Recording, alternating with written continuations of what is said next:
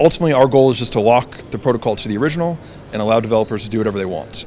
That's a core principle of BSV. I am here in Zurich with Connor Murray, the Director of Stewardship for the BSV Association.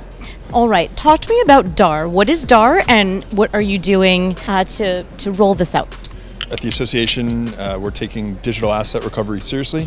So digital asset recovery is the idea of if users lose access to their coins, or in the case of theft and large cyber attacks like we see with different exchanges where they get hacked and the funds are stolen, we can recover those assets just like you would any other traditional assets. We have the ability to freeze assets if they've been suspected of being involved in some kind of theft or other loss, and then we also have the ability to recover those assets pursuant to a court order. So just like you would any other asset, if you lose access to something, you go through a court process, you bring that court order to us, and we'll just enforce the court order and recover the assets as needed.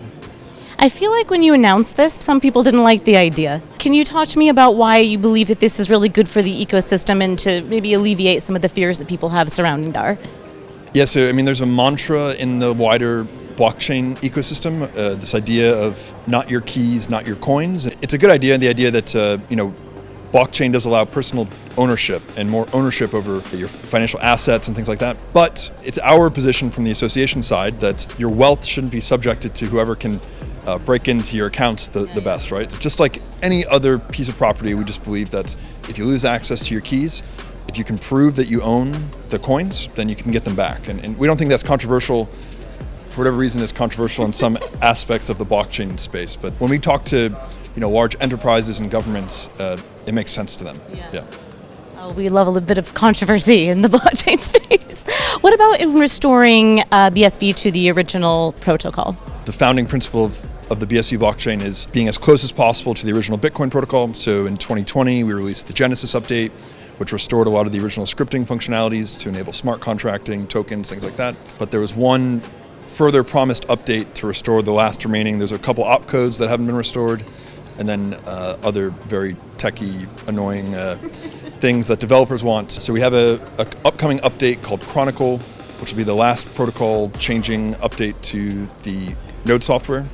And it will restore some of those original opcodes and then also remove other limitations on development. And then that's it. It'll be stable for now into perpetuity. Yeah.